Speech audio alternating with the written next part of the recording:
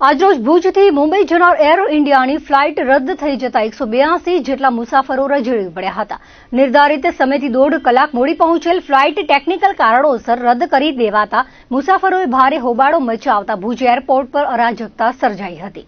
પ્રાપ્ત વિગતો મુજબ મુંબઈ વચ્ચે દોડતી એર ઇન્ડિયાની ફ્લાઇટ આજે સવારે મુંબઈથી પોતાના નિર્ધારિત સમયે સવારે 6:50 કલાકના બદલે 7:49 કલાકે ઉપડી હતી. સવારે 8:05 કલાકના બદલે 9:21 કલાકે ભુજ પહોંચી હતી.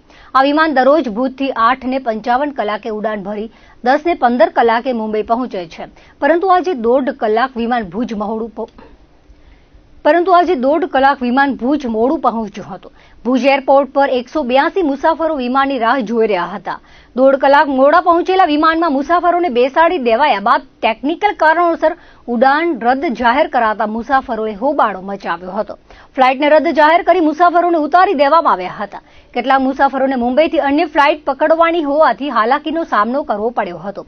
અચાનક ફ્લાઇટ રદ થતા મુસાફરોએ વ્યથા ઠાલવી હતી. મુસાફરોની બબાલના પગલે ભુજ એરપોર્ટ પર હોબાળો મચી ગયો હતો.